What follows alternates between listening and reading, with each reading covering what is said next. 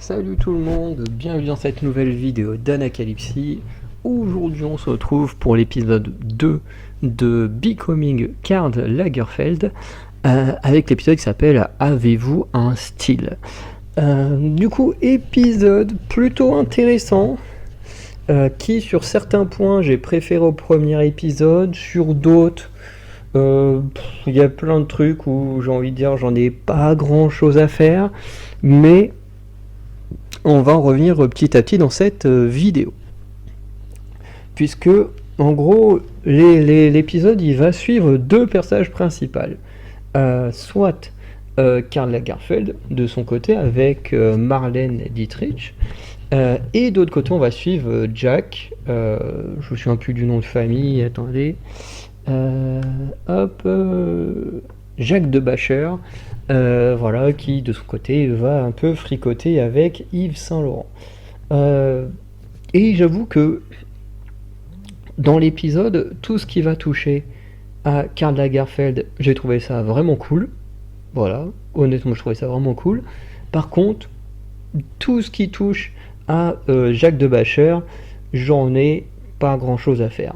Voilà, je suis honnête, hein, voilà, quand on est d'un côté, franchement, j'adore. Dès qu'on est de l'autre, voilà, j'ai pas envie de dire que je m'ennuie, c'est intéressant, mais c'est pas ce que j'ai envie de voir, et je vais revenir là-dessus.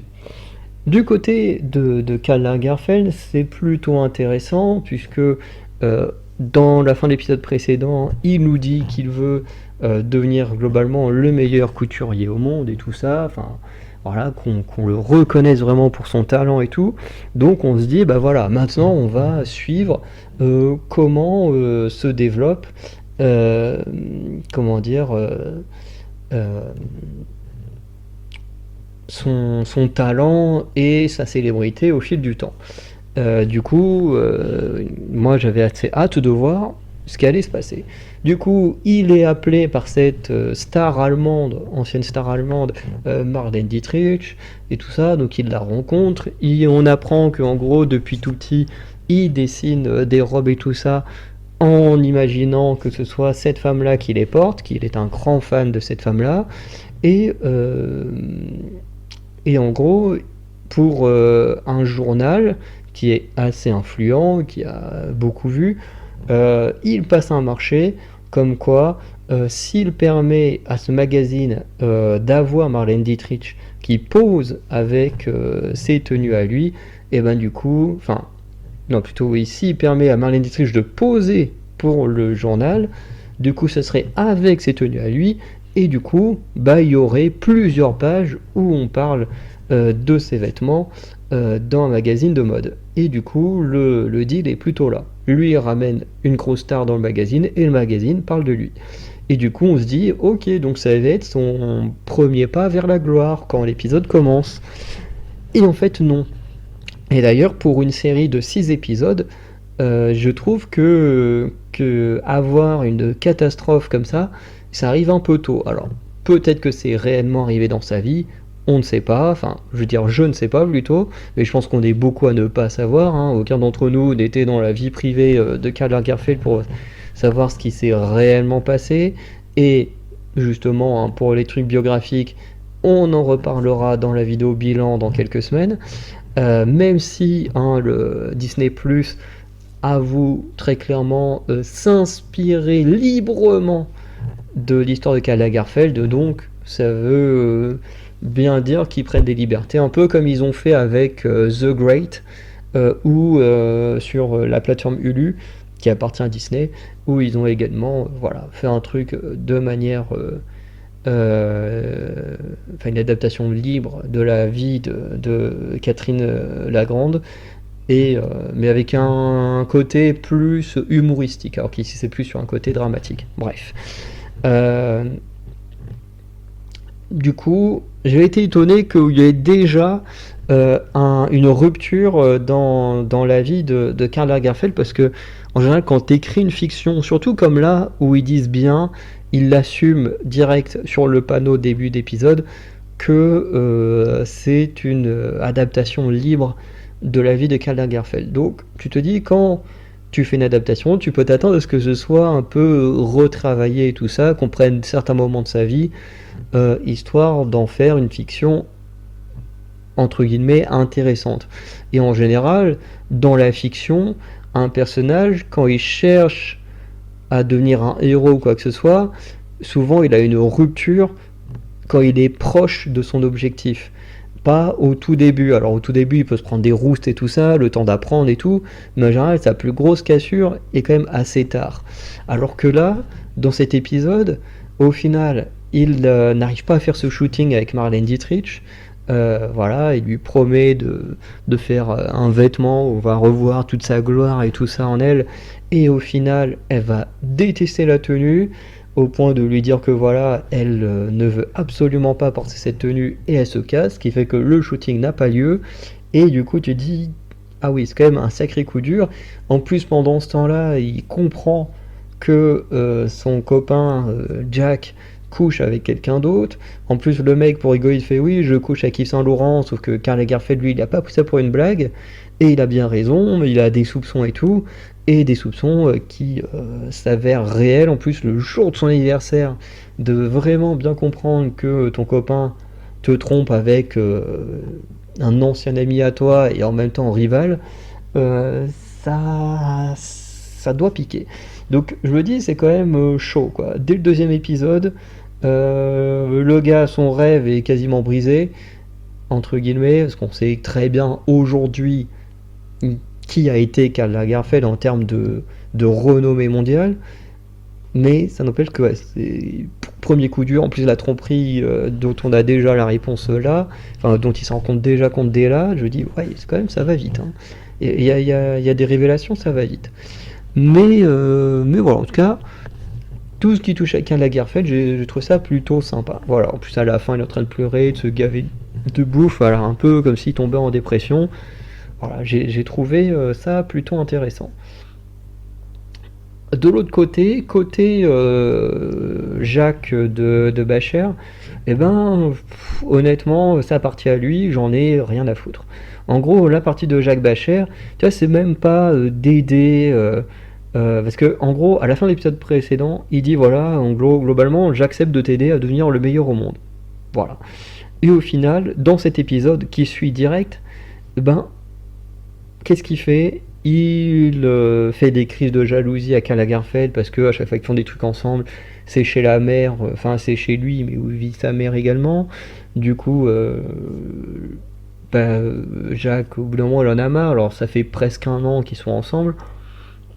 Et ce qui est totalement compréhensible, hein, honnêtement, de voir que le gars il passe plus d'importance à son travail ou sa mère que son compagnon. Ce qui a tendance à l'énerver, et là-dessus, je trouve que le personnage de Jack a plutôt raison. Mais à côté de ça, bah, comme il est pas content, ce qu'il fait, c'est qu'il va s'incruster dans. Enfin, s'incruster, va réussir à s'incruster dans une soirée de Yves Saint Laurent. Il va coucher avec Yves Saint Laurent, sauf que Saint Laurent tombe amoureux de lui. Du coup, le mec, il va jusqu'à poursuivre, entre guillemets, euh, Jacques de Bacher pour retrouver où il habite et du coup ben le retrouver chez lui. Enfin le mec c'est carrément un stalker, il est dans la vraie vie, t'as un mec qui te fait ça, t'appelles la police, voilà, tu le fais enfermer. Ici Yves Saint Laurent il fait ça, il finit par coucher avec lui. Bref, une deuxième fois. Et puis bon, Yves Saint Laurent il a une renommée aussi très très grande. Et est-ce que Yves Saint Laurent était vraiment ce genre de personnage? J'en ai à nouveau aucune idée. Mais c'est vrai que Yves Saint Laurent est pas dépeint d'une très très bonne manière hein, dans la série, je trouve. Enfin, bon, sur les deux premiers épisodes, mais il a pas une hyper bonne image. Bref. Euh, et, euh, et du côté de Jack Bacher, voilà, globalement, il n'y a pas que ça. Alors à la fin, il se fait piéger par Karl, qui lui dit vas-y, pour mon anniversaire, on va faire une soirée ensemble, mais sans ma mère. Ce qui fait que l'autre, il se dit ouais, on va enfin avoir une soirée en tête-à-tête, ce qui fait écho à ce qui se passe au début de l'épisode, où il se plaint qu'à chaque soirée, il y a la mère de Karl. Sauf qu'en fait, bah, c'est pas une soirée que en tête-à-tête, il y a tous les autres, entre guillemets, amis de Karl, donc Yves Saint Laurent et tout ça. Et très clairement, euh, Jack il se rend compte qu'il est piégé Et du coup, au début, il va refuser les avances de Yves, qui fait des petites avances discrètement et tout. Et au final, à la fin, il va carrément l'assumer. Et du coup, c'est comme ça que Karl a la réponse aux soupçons euh, de, de, comment dire, d'adultère, hein, de son compagnon. Bref. Et du coup, c'est pour ça que la partie de Jacques, j'aime pas. De un, il suit pas vraiment ce qu'il a dit à la fin de l'épisode précédent, tu vois, on le voit même pas essayer des trucs, tu vois, on a fait un bond dans le temps et direct il est en mode voilà, c'est bon, on est au mode le couple est sur le point de se briser, je trouve ça un peu dommage qu'on en arrive là, à ce moment-là. Hum, que ça arrive plus tard, à la limite ça m'aurait pas dérangé, mais là je trouve que c'est un peu tôt. Et surtout, ça fait une rupture en ce qu'il dit à la fin de l'épisode précédent et ce qu'il fait là. Je veux dire, je trouve qu'il y a un petit écart d'écriture. Voilà.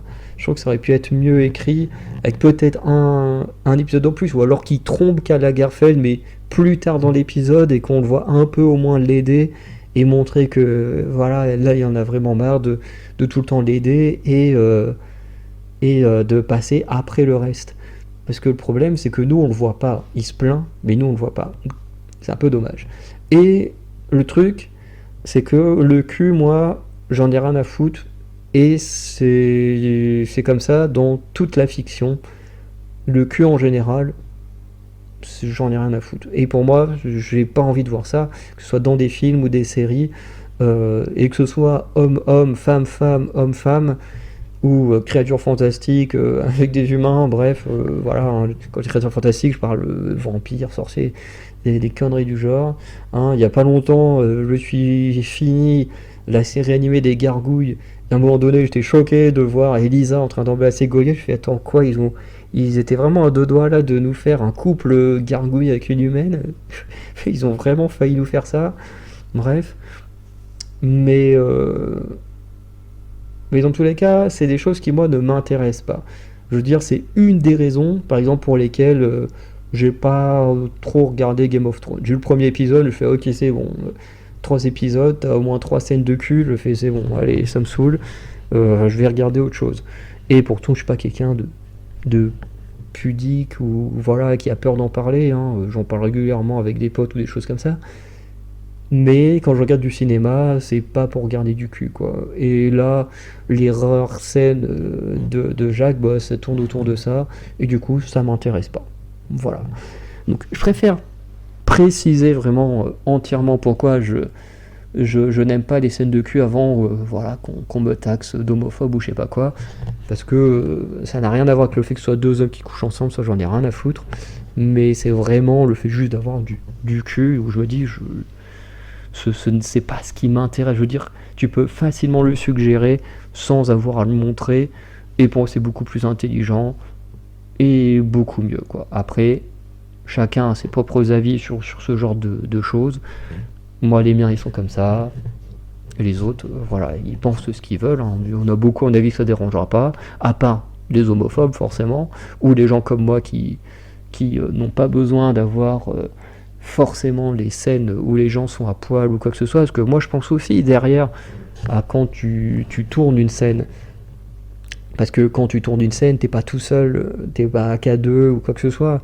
Dire, moi j'ai fait du théâtre, j'ai fait de la figuration pour M6, pour des courts-métrages et tout, je veux dire t'as toujours toute une équipe autour de toi, c'est pas si évident de devoir se mettre à poil devant plein de gens, c'est hyper gênant. En plus, c'est le genre de scène où beaucoup d'acteurs ou d'actrices, je dirais pas regrettent d'avoir fait, mais considèrent parmi leurs pires expériences dans le domaine.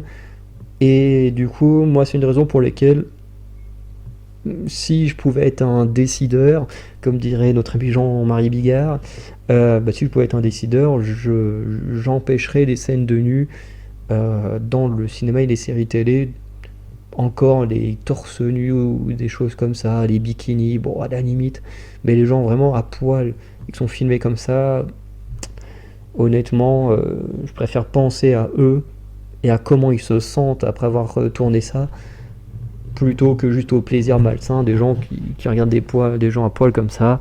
Hein, s'ils en ont vraiment envie, il n'y a qu'à regarder du porno. Voilà. Bref.